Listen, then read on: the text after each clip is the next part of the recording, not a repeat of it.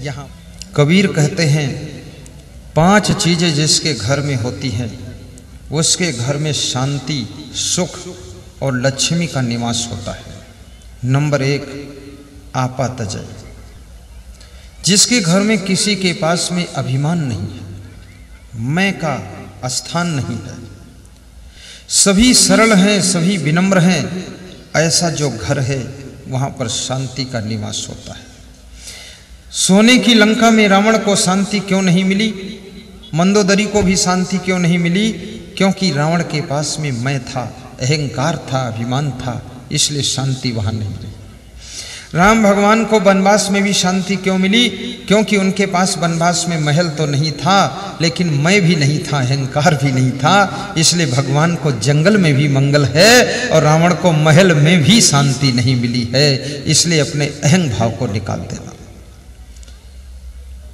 आपातजय हरि भजन।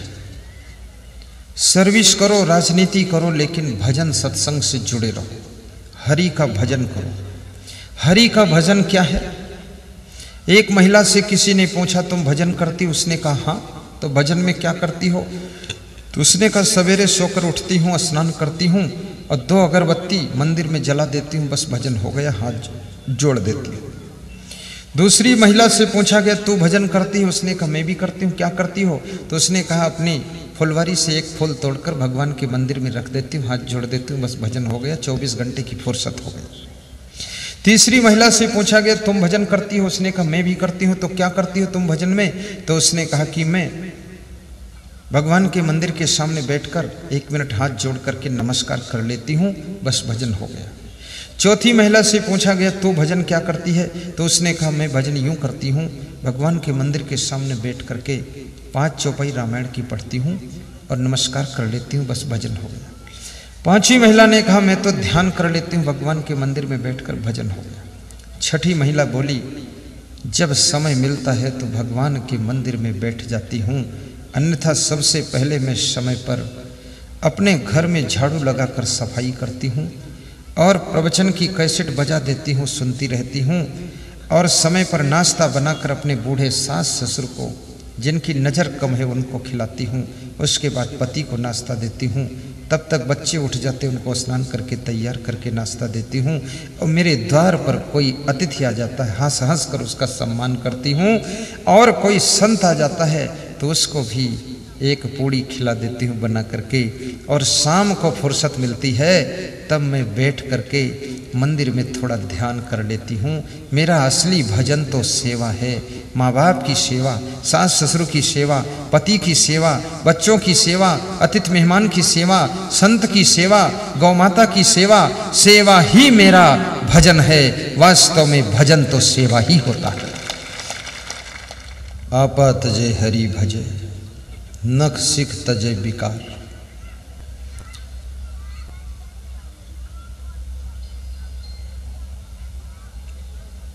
नख से लेकर के शिखा तक जो आपके मन में विकार है, जो दिमाग में बेकार बातें आती हैं,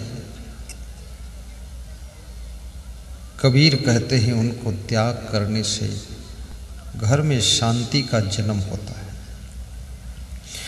आपका मन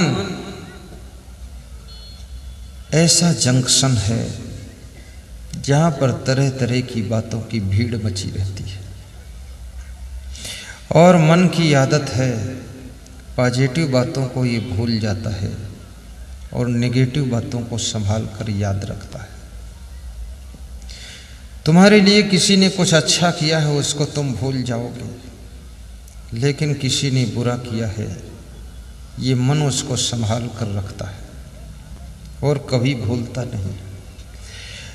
और समय समय पर बीच बीच याद कर कर के मन दुखी होता है कि उन्होंने 10 साल पहले हमको सताया था। और नेगेटिव की बातें इतनी आपके पास स्टॉक में हैं कि उनको जब जब तुम याद करते हो तब तुम दुखी हो जाते हो। पॉजिटिव बातों को याद करो, नेगेटिव बातों को याद करने की आदत को छोड़ो। तुम्हारी वाइफ ने तुम्हारे साथ में कोई गलती किया है, उसको भुला दीजिए। जो उसने तुम्हारे साथ में बहुत कुछ अच्छा किया है उसको याद करके प्रसन्न होइए। और इस माया के संसार में गलतियां न चाहते हुए लोगों से हो जाती है। मनुष्य गलती का पुतला है, ये अक्सर हो ही जाती है। अगर गलती रुलाती है तो राहें भी दिखाती है, और मनुष्य गलती का पुतला है, ये अक्सर हो ही जाती है।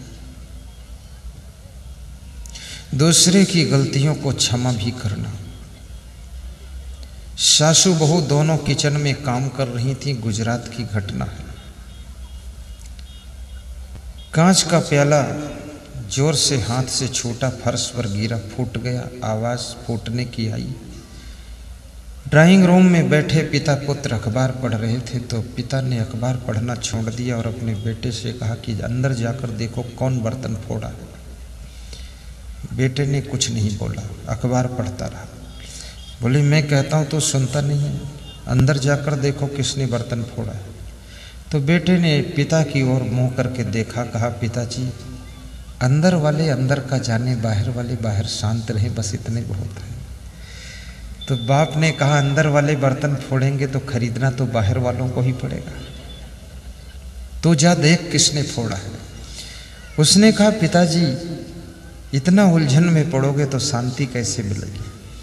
कभी कभी बेटा भी ज़्यादा समझदार होता है। तो पिता ने कहा कि तू पहले देख करके आ जाए फोड़ा किसने। उसने कहा जाने की ज़रूरत नहीं है, यहीं से बता दो किसने फोड़ा है। बोले बता दो। कहा मेरी मम्मी ने फोड़ा है। बोले तेरी मम्मी ने फोड़ा है, तेरी पत्नी क्या नहीं फोड़ सकती है। बोले पत्नी नहीं फोड़ सकती है क्योंकि वो बहुत समझदार है। बोले मम्मी का वो शुरू से ना समझ है। तू अपनी मम्मी को ना समझ बताता है, पत्नी को समझदार बताता है। बोले मैं नहीं बताता हूं, जितने लोगों की नई नई शादी होती वो सब अपनी अपनी पत्नी को समझदार बताते हैं।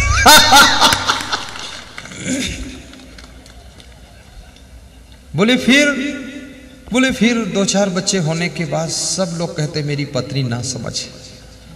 शुरू में समझदार ही लगती है। तो पिता जो था जोशीले स्वभाव का था। कितने लोगों का स्वभाव बड़ा जोशीला होता है, बात को बर्दाश्त नहीं कर पाते।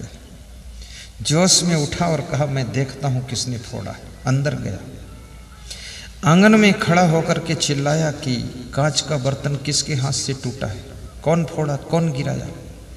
तो जो बहू थी वो डर गई। उसने सोचा नई नई आई हूं, ससुर के स्वभाव का कुछ पता भी नहीं है, सबके साथ में एडजस्ट होना बहुत टाइम लग जाता है। तो बहू किचन में छिप जाती है और अंदर से सासू निकलती है और उसने कहा मेरे से फूटा है, क्या करोगे। तो वो ससुर बोला कोई बात नहीं, फिर तो कुछ नहीं करूंगा। और वापस आकर अखबार पढ़ने लगा। बेटे ने पूछा पिताजी कौन फोड़ा है। बोले तू पूछ मत दोबारा, तेरी माँ ने ही फोड़ा है। बोले तो कुछ समझाया उसको। बोले उसको मैं ब्रह्मा भी नहीं समझा सकता,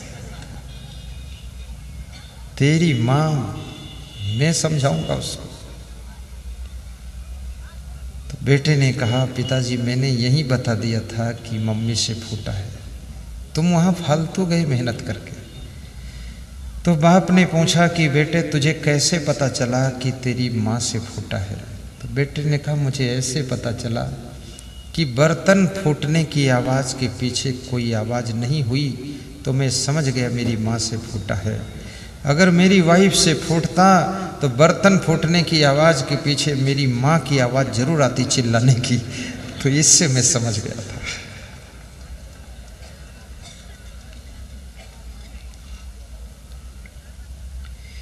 क्षमा बड़न को चाहिए, छोटन को उत्पात। विष्णु की क्या घट गई, जो भृगु ने मारीला। विष्णु की क्या घटे गई, जो भृगु ने मारीला। क्षमा बड़न को चाहिए, छोटन को पा। बड़ा हुआ तो क्या हुआ, बोले नाही क्षमा। बड़ा हुआ तो क्या हुआ, बोले नाही संहार। हते पराई आत्मा, जीभ बांधे तलवार। हते पराई आत्मा, जीभ बांधे तलवार। बड़ा हुआ तो क्या हुआ, जैसे पेड़ खजूर। पंथी को छाया नहीं, फल लागे अति दूर। पंथी को छाया नहीं, फल लागे अति दूर। बड़े गए बड़ापने, रोम रोम अहंकार। सद्गुरु के परिचय बिना, चारों वर्ण चमार। सद्गुरु के परिचय बिना, चारों वर्ण चमार। कबीर कमाई आपने, कभी न निष्फल जाए। बोया पेड़ बबूल का, आम कहाँ से खाए। बोया पेड़ बबूल का, आम कहाँ से खाए।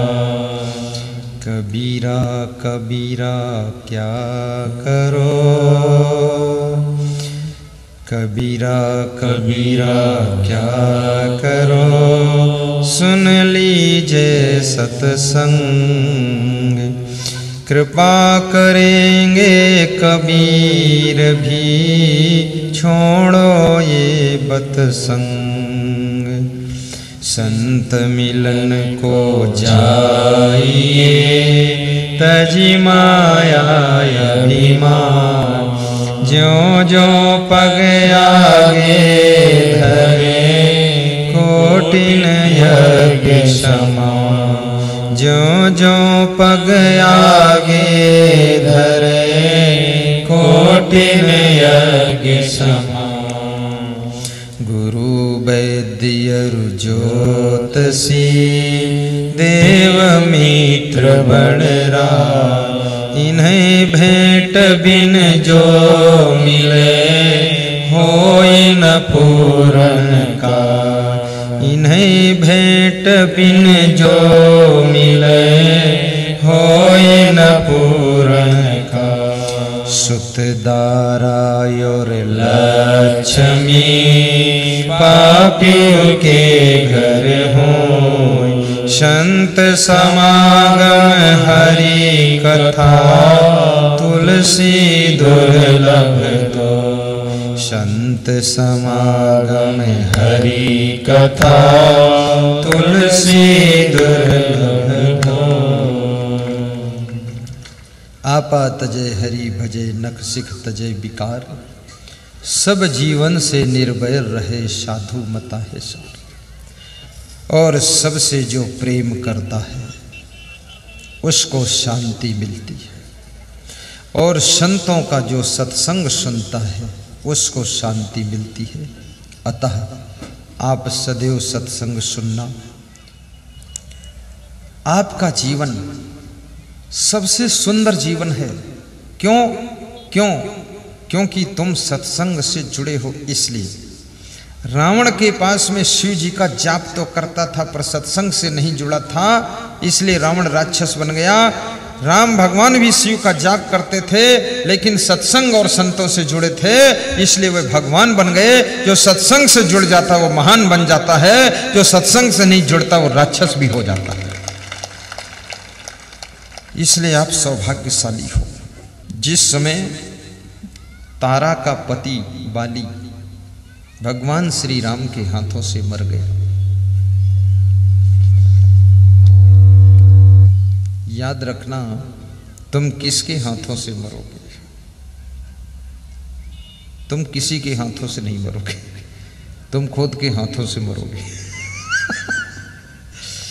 बाली तो भगवान के हाथों से मरा था।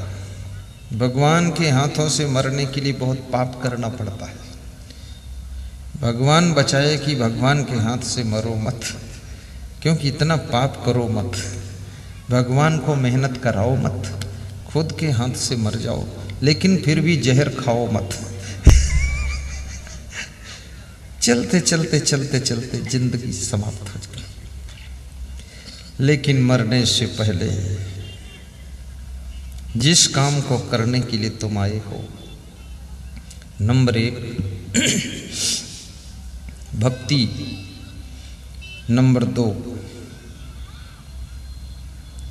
आत्मा का उद्धार, उद्धरेत आत्मनः न आत्मानम अवसादयेत। इस आत्मा के उद्धार के लिए आए। श्री राम से विलाप करती हुई तारा बाली की पत्नी रोती है और कहती है, आपने मेरे पति को गति दिया कि दुर्गति दिया कि सदगति दिया, पर मेरा पति चला गया। और अपने पति की लाश को पकड़कर रोती है। जब किसी स्त्री का पति मर जाता है तो स्त्रियां अपने पति की लाश को पकड़कर सिर पीट पीट कर रोती है, क्योंकि उनके आंखों के सामने अंधेरा छा जाता है कि अब मैं क्या करूं। पर मैं निवेदन करूंगा, इतना निर्बल मत होना, निराश मत होना। आपका पति संसार छोड़कर चला गया, अपने पीछे 2 बच्चे छोड़ गया है।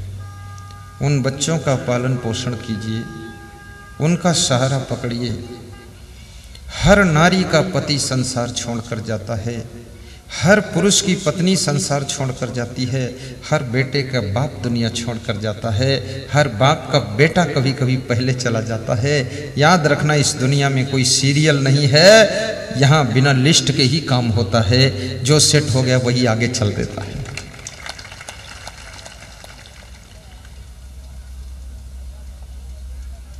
भगवान श्री राम तारा को समझा रहे हैं, ये बात आपके लिए है। सामने बाली की लाश पड़ी है, बाली की पत्नी तारा विलाप कर रही है और श्री राम समझा रहे हैं। भगवान श्री राम एक श्रेष्ठ कोटि के वक्ता भी थे, बहुत बुद्धिमान थे, नीतिकार भी थे, चतुर थे, होशियार थे, साहसी थे, पराक्रमी थे, वाक्पटु थे, सहनशील थे। भगवान श्री राम धर्म के लिए तत्पर थे, उदार थे, त्यागी थे, लोभी नहीं थे, सरल थे, विनम्र थे, सद्गुणों के गुलदस्ता थे। कोई ऐसा गुण बाकी नहीं जो उनमें नहीं था, और उन्हीं गुणों के कारण वे भगवान बने थे। और जिसमें गुण विकसित होंगे वो भगवान बन सकता है। लेकिन तुम सृष्टि में जन्म लेने के बाद तुम्हारे अंदर गुण बढ़ते हैं कि अवगुण बढ़ते, देखो तो। विवाह के पहले तुम कितने अच्छे थे। जिस लड़की के साथ विवाह होना था उसने तुम्हारा फोटो देखा था तो सोचती थी कि अरे ये तो पूरे अयोध्या की राम मिल गई, क्या बात है। जब विवाह करके ससुराल में आई तब उसने आंख खोलकर देखा, घूंघट हटाकर, तो देखा ये तो लंका का रावण मिला। फिर तुम दारू पी के इंग्लिश बोलते हो, देसी पीते हो दारू और बोलते हो इंग्लिश भाषा, उड़ो उड़ो उड़ो उड़ो। उस लड़की के होश उड़ जाते हैं कि फोटो में क्या देखा था ये वास्तविक क्या है। आजकल लोग एक दूसरे को धोखा बहुत देते हैं। लड़कियां भी एक आदमी ने हमको फोटो दिखाया, कहा मेरी ये बहू बनने वाली गुरुदेव देख लो। हमने कहा पहली बात तो ब्रह्मचारी साधु को फोटो वोटो लड़की का दिखाना नहीं चाहिए। अब तुमने दिखा ही दिया तो मैं डिसीजन दे भी नहीं सकता हूँ, क्योंकि इस विभाग का मुझे नॉलेज भी नहीं है कि कौन लड़की ठीक कौन लड़का ठीक। मैं तो बचपन से संत हो गया। तो उन्होंने कहा कि बहुत सीधी सरल लग रही है। तो हमने कहा तो कर लो ना, ले आओ।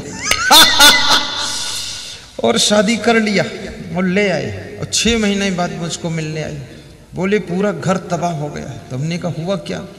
वो तो बहुत सीधी सादी थी। अरे बोले देखने में गाय थी और घर में जब आई शेरनी निकली है, दहाड़ रही है। तो हमने कहा मरो मारो और क्या करोगे। तो ये फोटो में भी बहुत धोखा है, फोटो देखकर धोखा खा सकते हो। मैं निवेदन करूंगा सरल स्वभाव बना करके ससुराल में जाना, अपने नम्र स्वभाव से अपनी सासू को मोहित करना। याद रखना पति को बस में करना आसान है, लेकिन अपनी सासू को बस में करना कठिन है। और जिस लाड़ी में ये कला है, सासू पर कोई जंतर मंतर का डोरा डाल दो कि वो बस में हो जाए तो ससुराल तुम्हारे लिए राम राज्य हो जाएगी। और सासू को बस में करने का आज एक मंत्र बता देता हूं। यहां कोई सासू तो नहीं बैठी? नहीं, वो मंत्र काम भी नहीं करेगा फिर। यहां तो सासू ही ज्यादा दिख रही है, सासू बहु मिक्स है। चलो मंत्र लगाते हैं। हर लाड़ी को चाहिए कि पहला मंत्र अपनी सासू से केवल 5 मिनट पहले सोकर उठ जाया करो, फिर सासू तुम्हारी चिड़चिड़ नहीं करेगी, शांत रहेगी। पूरे दिन भर का इंजेक्शन बता रहा हूं।